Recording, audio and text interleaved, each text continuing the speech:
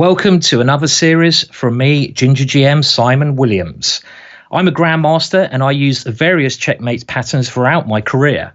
And in this series, which is going to contain at least 15 videos, maybe more, I'm going to show you a number of patterns that you can use in your own games. We're going to start off with the fairly simple ones, and then we're going to go to more abstract ones that you may have not seen.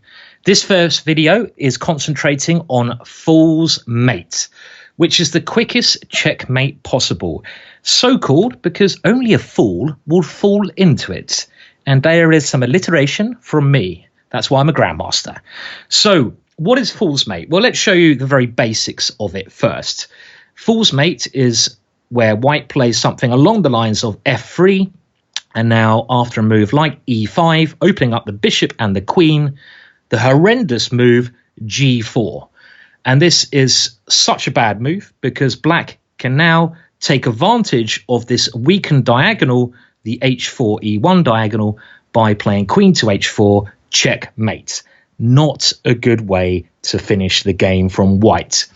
Now, fool's mate is really something you shouldn't see too often. It's a checkmate where one side has to be very cooperative, because in this example, white has to play bad moves in order to lose.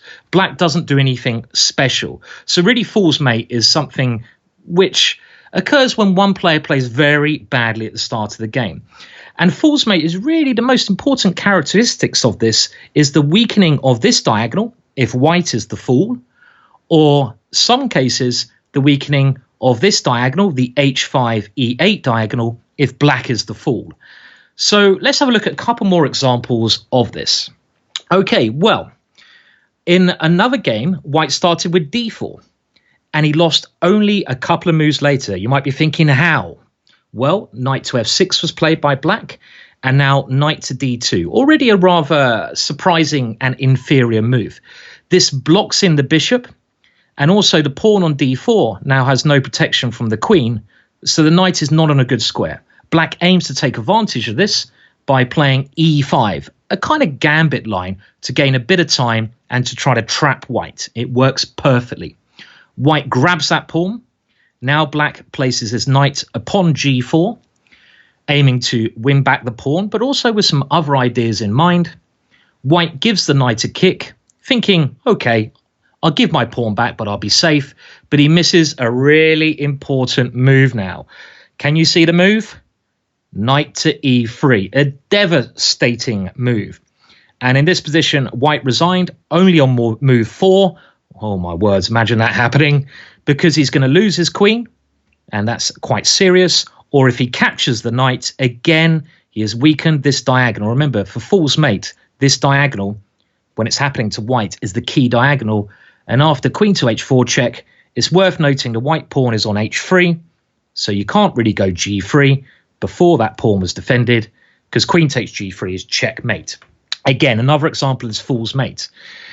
Now, in order for this to work, really one side has to play a loosening move like f4, f5, or move their g-pawn and move their g-pawn. So another example of this, which has occurred actually in far too many games, is when white goes f4. So already white is asking for this diagonal to come under attack. This is not a serious problem if white knows what he's doing. But here, a very dangerous reply to this is the Fromm's gambit, e5. It's slightly in the same spirit as the last gambit we saw. Black gives up a pawn to gain quick development. And here there are two ways white can fall into fool's gambit. Number one is if he tries to guard his pawn with the very bad move g3.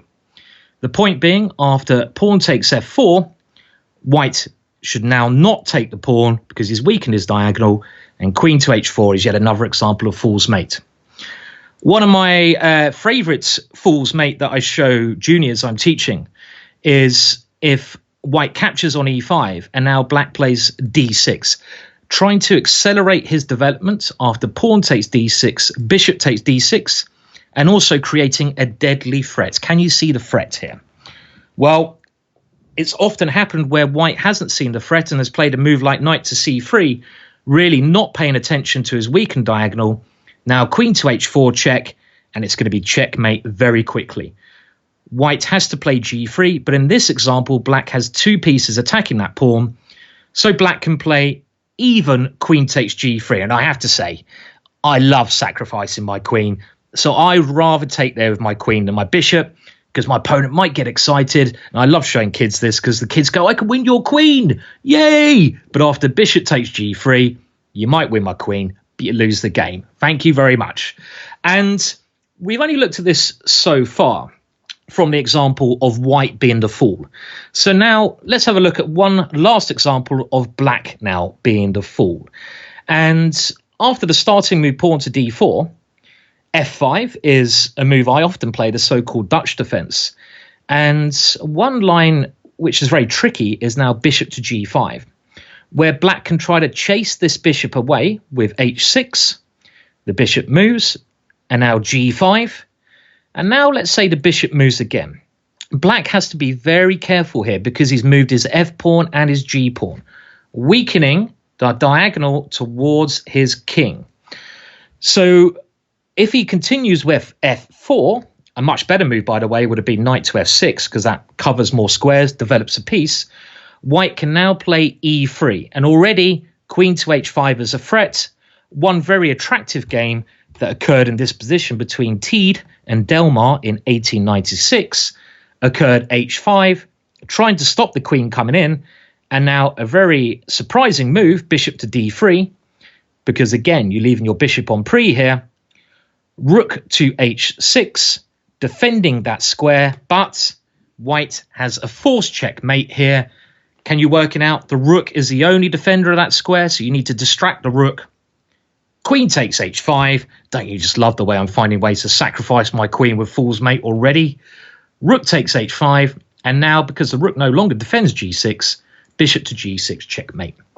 So fool's mate is really our first introduction to this series of checkmate patterns. Now don't fear if you're a high rated player.